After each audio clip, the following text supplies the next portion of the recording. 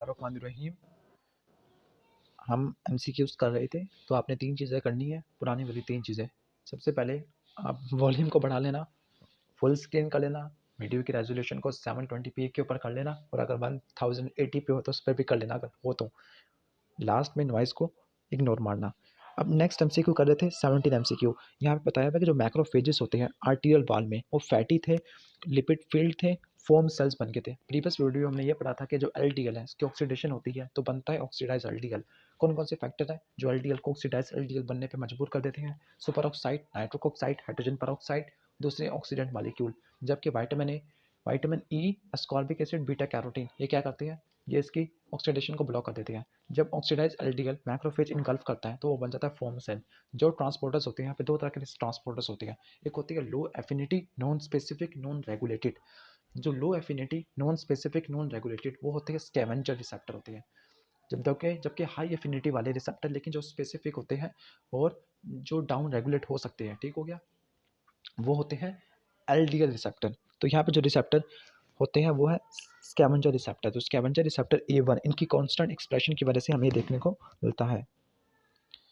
अब हम आगे देख लेते हैं एमसीक्यू नंबर 18 में बताया हुआ है कि एक पेशेंट है 45 है, इसका BMI 25 हम कह सकते हैं नॉर्मल। फिर इसके बाद यहाँ पे हिस्ट्री दी हुई है कि कोलेस्ट्रॉल का लेवल काफ़ी ज़्यादा है 300, नॉर्मल कितना होता है 200 है। और यहाँ पे जो ट्रैक का लेवल 150 से नीचे ठीक है नॉर्मल। और HDL का लेवल भी हमें नॉर्मल के करीब करीब है। स्टैटिन्स का ट्रीटमेंट दिया जिसकी वजह से कोलेस्ट्रॉल कम हो गया 180 पर, ठीक हो गया। लेकिन जो पेशेंट फादर थी उसकी हिस्ट्री भी सिमिलर थी लेकिन वो 48 ईयर्स में आगे डेड हो गए। तो यहाँ पर जो पोटेंशियल म्यूटेशन है किस प्रोटीन के अंदर में देखने को मिलेगी? तो यहाँ पर जो प्रोटीन है जो हाइपर कोलेस्ट्रोलीमिया कॉज करेगी वो है एलडीएल रिसेप्टर। जो पेशेंट है वो हीट्रोजाइगस होगा। पेशेंट क्या है? हीट्रोजाइगस। और इस कंडीशन को बोलते हैं हाइपर कोलेस्ट्रोलीमिया या फिर हाइपर लाइपोप्रोटीनीमिया टाइप 2। इस कंडीशन के अंदर जो एलडीएल रिसेप्टर है इसमें म्यूटेशन देखने को मिलती है, डिफेक्टिव हमें देखने को मिलते हैं, ठीक हो गया। तो फैमिलीजन हाइपर कोलेस्ट्रोलीमिया या फिर टाइप 2A भी बोलते हैं इसको, ठीक हो गया। यहाँ पे आपको एलडीएल रिसेप्टर डिफेक्टिव मिलते हैं या फिर जो उसके लिगेंड वाले एरिया में है। लिगेंड कौन से होते हैं? ApoB100 और ApoE, ये लिगेंड होते हैं, ठीक हो गया एलडीएल रिसेप्टर के लिए। तो इसके यहाँ पे म्यूटेशन में हमें देखने को मिल सकती है। इसकी वजह से एलडीएल का लेवल काफ़ी ज़्यादा होगा क्योंकि इसको हम इंट्रैप नहीं कर पा रहे, इसकी हम डिग्रेड नहीं कर पा रहे, कैटाबॉलिज्म नहीं कर पा रहे। नेक्स्ट MCQ 19 कि अगर जो पेशेंट था, पेशेंट ने फिजिशियन को देखा कि वो हाइपर कोलेस्ट्रोलीमिया के ट्रीटमेंट देते हुए, ठीक हो गया, यानी हाइपर कोलेस्ट्रोलीमिया की बात कर रहा है वो। तो कौन से लाइपोप्रोटीन का लेवल ज़्यादा होगा, ठीक हो गया। तो यहाँ पर जो लाइपोप्रोटीन का लेवल ज़्यादा होगा वो होगा, यानी कहने का मतलब यहाँ पर MCQ में ये कह रहा है कि किसी लाइपोप्रोटीन के ज़्यादा हो जाने की वजह से हाइपर कोलेस्ट्रोलीमिया हो गया। और हाइपर कोलेस्ट्रोलीमिया की वजह से आखिर में होगा क्या? हाइपर कोलेस्ट्रोलीमिया के होने की वजह से मैंने आपको बताया था कि कोलेस्ट्रॉल लेवल ज़्यादा होगा तो वो पेरिफेरल टिश्यू के अंदर डेपोजिट होना शुरू हो जाएगा, एथेरोस्क्लेरोसिस हमें देखने को मिलेगी, या फिर ठीक हो गया स्ट्रोक देखने को मिलेगा, सेरिब्रोवास्कुलर डिजीज देखने को मिलेगा। तो इसका सही जवाब होगा चार्ली ऑप्शन के। यहाँ पर कार्डियोवास्कुलर कॉम्प्लिकेशन काफ़ी ज़्यादा हो जाएगी। लास्ट MCQ है 16 year old male present to you with xanthoma. Xanthomas आपको बता दें तो जेंथोमा किन किन कंडीशन के अंदर अपेयर होते हैं? जेंथोमास, तो जेंथोमा है एक, आपने रट्टा मारना है, जेंथोमा अपेयर होगा इसके अंदर फैमिलियल टाइप 3 हाइपर लाइपोप्रोटीनीमिया, जिसको हम कह सकते हैं ब्रॉड बीटा डिजीज, ये रेमिनेंट रिमूवल डिजीज, क्योंकि यहाँ पे रेमिनेंट रिमूव नहीं हो पा रही। रेमिनेंट रिमूवल के लिए ApoE की जरूरत पड़ती है, ApoE2 नहीं।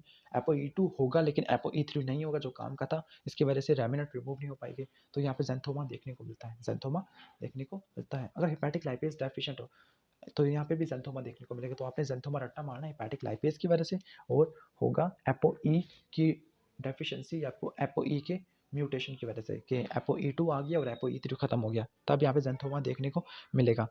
इसके बाद देख लेते हैं, यहाँ पर बता रहे हैं कि यहाँ पे जो रिफ्लेक्सेस थे, रिफ्लेक्सेस भी अब नॉर्मल थे, उसके साथ यहाँ पर हार्ट अटैक भी हुआ था नॉर्मल कोलेस्ट्रॉल के बावजूद भी।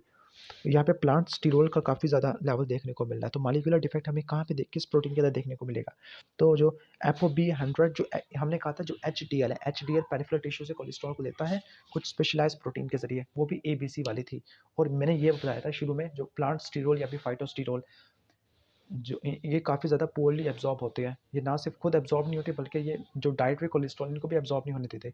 जो ट्रांसपोर्टर प्रोटीन थी, जो इनकी इफ्लक्स कराती थी, इनके फीसेस के अंदर एक्सक्रीशन कराती थी, उसका नाम था ABCG5 और ABCG8। लेकिन अगर इस प्रोटीन के अंदर मसला हो गया तो फिर साइटोस्टेरोल या फाइटोस्टेरोल जो पुअरली एब्जॉर्ब होते हैं, हमारी बॉडी के अंदर एब्जॉर्ब नहीं होते, तो ये हमारी बॉडी से रिमूव नहीं होंगे। इस कंडीशन को बोले कि साइटोस्टेरोलीमिया, साइटोस्टेरोलीमिया।